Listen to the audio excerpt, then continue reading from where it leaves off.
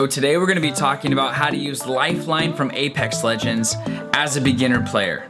Let's talk about it. What up everybody, and welcome back to the XVLN Hideout. My name is Ghost, and if you guys have never been here before, I'm super excited you guys are here. We are back with another Apex Legends guide. According to you guys, this is one of the legends you guys wanted to see next, so this is a legend we're doing. Lifeline is actually my very first legend that I played on Apex Legends and kind of fell in love with in the very beginning. So I'm excited to do this guide. I've actually been wanting to do it for a little bit, even from the beginning, but now that I'm a Gibraltar main, I feel like there might be some conflict of interest because I'm also a support main as well. Lifeline is still viable in a lot of circumstances. I personally think that she needs a buff moving forward, but we can talk about that in the video. This is a channel where we talk about the games we play, the lives we live, and how we can look for ways to help each other be better than we were the day before. Better than yesterday is the motto. One stream at a time, one day at a time. If you guys feel like you vibe with that, or you just want to see more Apex Legends or other FPS types of content on this channel, make sure you guys subscribe to the channel and hit the little bell to be notified when more videos go live. If this video brings you any type of value, it would be super appreciated if you guys would give the video a nice little thumbs up. Just so you guys know, I do stream on Twitch Monday, Wednesday, Friday, and Saturday, and then we drop YouTube videos right now Tuesday and Thursday. All the links you need will be down below. If you want to check my schedule on Twitter or Discord, feel free. Make sure you guys come by the stream sometime. We have a ton of fun, mainly streaming Apex Legends. So if you guys want to get into Season 4, if you guys want to get into the new ranked of Kings Canyon, I'm with it. Let me know, add me on Origin, and I'll see you soon. Now, let's get into the video. Here we are. We are back at Kings Canyon, where it all started. There was just a soft reset for ranked, so we're jumping into a couple games in Kings Canyon.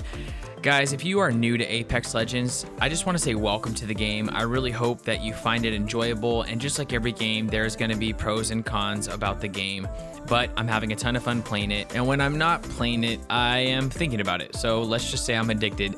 Today, we're going to get right into it. We're going to be talking about AJ Chi, which most of you know as Lifeline, who is the combat medic on Apex Legends. She's 24 years old, and she's also from the world Samathi, just like we talked about Octane being from the same area. And she has a very interesting story because AJ was the child of wealthy war profiteers. So her parents are the reason why she essentially joined Apex Games and why she has this outlook on life that's very positive, how she wants to make the world a better place, but at the same time, she understands what the world is right now and how Apex Games play a part of it. So because of the damage her family was doing all over the place, she basically enlisted into this corporation called the Frontier Corps, which is a humanitarian organization, and they aid frontier communities that are in need ever since the games pretty much started. She's basically devoted her whole life to helping others, and she joined the games actually to help fund the Frontier Corps with her winnings. So let's be real, even though Apex Games is bloody, even though it's crazy, she knows what she signed up for, and she has no issue taking a couple snipes, dropping a couple grenades, and then healing up some of her allies in the midst of battle because she sees the big picture, and the big picture for her is making the world a better place. So if she can pour more money into the Frontier Corps and help people in need, then she will do it at any cost. So let's go ahead and jump right into her abilities. First of all, we have her tactical ability, which most of you already know to be the case because she has been paired with this drone in her pictures. You see this drone kind of whenever you see her, and it's kind of like her partner in crime, called the Doc Hill drone, which kind of has like a double play because it's Doc for short, but it actually stands for Drone of Compassion. And what this does is the cooldown is about 60 seconds, and you call this drone to basically start healing your teammates or you, and it heals anybody within 3 meters. It heals about 7.5 health per second and lasts 20 seconds for a potential of 150 health. So if you guys are sharing, just know that you're going to get less health and it's not going to be completely restored. So for you and your team, you might have to use some syringes and med kits, but if it's just you or it's just you and one other person, you should be pretty solid. Also, just so you guys know right off the bat, I'm going to tell you guys, when you guys are placing this drone, you have to be careful. One, that you don't forget to place it, because a lot of times teams will be mad in the beginning if you're a new player if after a fight you aren't placing down drones so they don't have to waste their syringes and medkits, especially in the beginning when you hardly have any. So just keep that in mind. You know, it's not going to be the end of the world, but always try to make sure that after every fight you at least offer it to your team. Sometimes the guys will be like, oh no, I'm good, I'm already healing, or whatever, they're too far, they're already pushing another fight, all these other different things, but just keep that in mind. The other thing you have to keep in mind is when you drop heal drone, you want to drop it in an area that is not visible to everybody. It's better for you to ping it and your team know where it's at instead of just leaving it out in the open, because the enemy actually can heal off of this drone. So if they're pushing an area you're at and you just drop drone and they take that position, now they're getting healed by your drone and you're fighting against basically yourself. The other thing to note real quick is that running from circle, I know you probably think, well, if I'm running from circle, I'm just gonna drop drone and I'm gonna try to walk with it, or I'm gonna try to use it to hurry up and heal up and not use my med kits. It will get destroyed.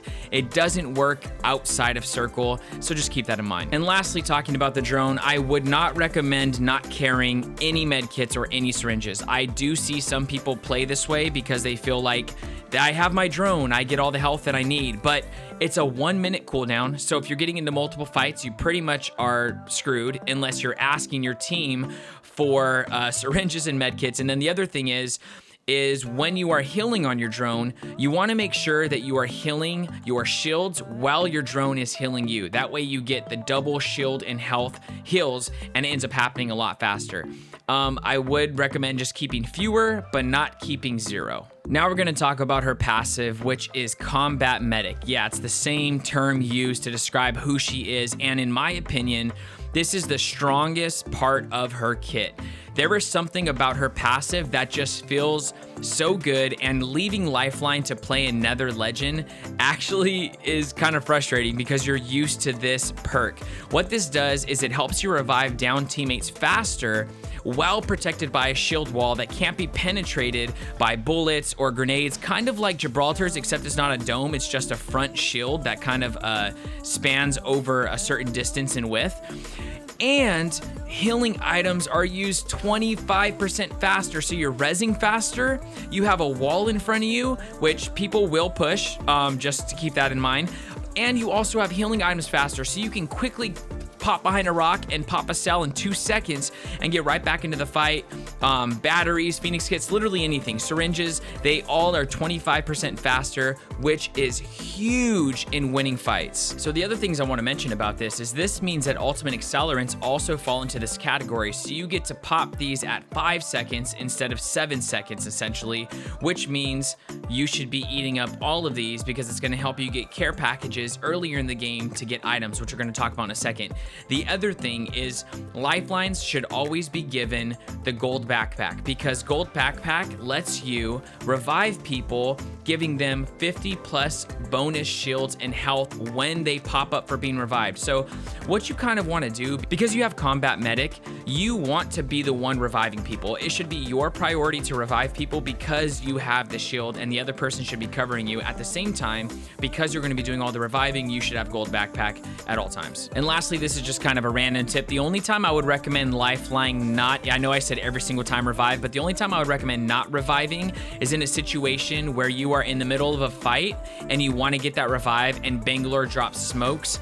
In the midst of smoke or even like caustic gas or anything that obscures vision, what you don't want to do is revive with this shield, because this shield, once you see it, you'll understand what I'm talking about, but you're going to be able to see exactly where the revive is happening. So if you're trying to stay hidden in the midst of smoke, gas, thermites, any of that stuff, you don't want to revive with lifeline. You want to, if you're going to drop smoke, revive with somebody else and stay hidden. But please make sure you guys are communicating this with your team. Don't just expect your team every time line of sight is obscured and you guys are trying to hide that you're not going to revive. Usually, if it's your job to revive, just make sure you let them know, hey, I'm playing with a Bangalore. If we end up dropping smoke, does Octane want to revive instead of me? Or, just communicate. Lastly, we have Lifeline's ultimate, which is Care Package. Care Package can be very useful in the beginning of the game.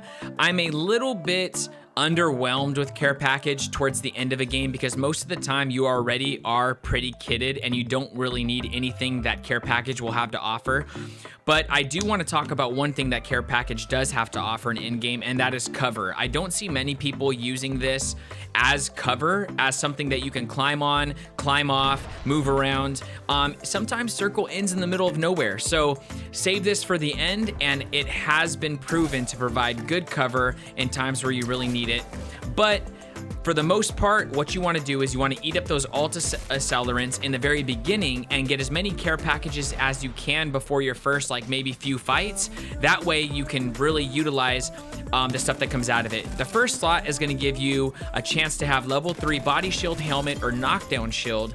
The second slot is going to give you a chance to get a shield cell, batteries, syringes, med kits, or even a Phoenix kit. And then the third slot is going to give you an option to have level 3 up to weapon attachments and 2 different gold attachments. So it can be very useful in the beginning of the game. Towards the end of the game, you're not really using it for the attachments and all the other stuff. Mainly, you'd be using it for cover and anything else you guys can think of. So now let's talk about real quick a couple tips on how to play Lifeline that will help you as a beginner understand things that you can do to be better in the game when using her. Well, first of all, she has a very low profile. I think she has the second biggest hitbox, and Wraith being the smallest, which means she's hard to hit. She's not easy to hit, which does help her a little bit. The only problem with low profile is it does increase the damage you take by 5%, but like I said, people are more likely to miss shots, so it kind of evens itself out. One thing I will say about this, even though you might be able to hide behind a small rock and you can use this to your advantage, the problem with Lifeline right now, and the reason why I think she needs a buff, is because she doesn't really have any escapability. When you get caught in the middle of a fight, you almost want to play like the backline or parallel to the fight and support your team in that sense. One, because you can place your drone in an area that the enemy is not fighting currently in with your team. Second, because you don't have the escapability that Octane, that Wraith, that Pathfinder, that Caustic can drop down a couple of, Smelly Boy canisters and everyone's backing up. You don't really have that stuff. So you don't want to get caught in the middle of the fight. You don't want to get caught running through, an open area for a long period of time, because if you start getting hit, you're not really going to be able to get out of there in time, and it will cost you your life a lot of times. It's happened to me so many times. The other thing to remember is when you are using the shield to revive and that shield pops up, always be looking in the direction you want your shield to pop up. So when you're dropping down, you can't move it once you fall and you start reviving. Once you revive, think in your head where you want shield to be pointing, and also think if you're on uneven or even ground, because what happens is it goes straight across. So if you're like at a slant, there's going to be areas that enemies can still shoot you under. They can shoot you around. They can throw a grenade under. There's things that could happen if you're not on level ground. And then lastly, what you don't want to do is in the middle of nowhere, you always want to make sure the most of you is covered. So if you have a wall, if you have a corner, if you have a rock, always make sure your back is towards something that is covered, because it's very, very easy to third party a Lifeline from somewhere else when they're trying to position themselves away from the original team they're fighting. And we all know how third partying works in Apex. It's very fast. It happens, and all of a sudden it just completely destroys the fight that you were just in and possibly winning. So make sure you pay attention when you're reviving, and you're not just reviving just to revive. Keep your back covered if you can, and also make sure that you're on level ground for the most part. The other little tip is just knowing that keeping a Peacekeeper on Lifeline is very useful, and I'll tell you why.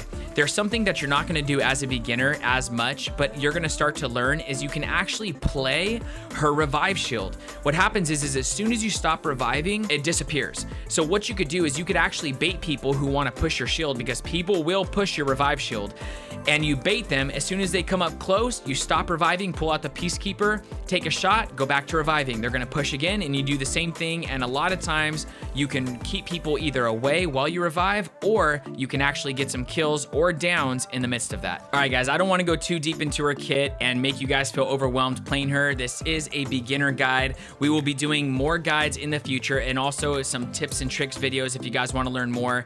Make sure you guys stop by the stream. I'm on Twitch Monday, Wednesday, Friday, and Saturday at 9 p.m. PST. I'd love to have you guys, whether we're talking about what's going on in Season 4, playing the new ranked after the soft reset on Kings Canyon, or just vibing out in stream.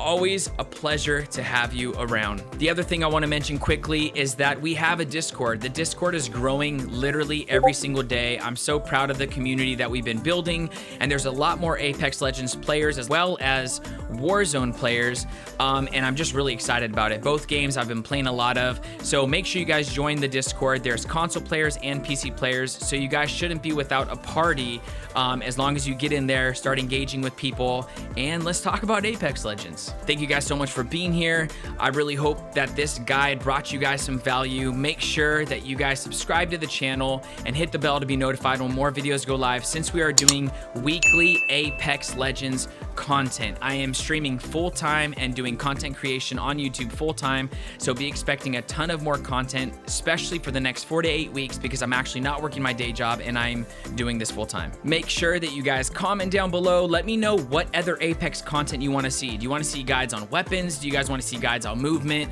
Do you guys want to see more legend guides? If so, what legend? Let me know what you guys want to do, and I would be super excited to make another video based on what you guys want to see. That's literally what I'm here for. Hope you guys have an amazing day or night, depending on where you're at in the world.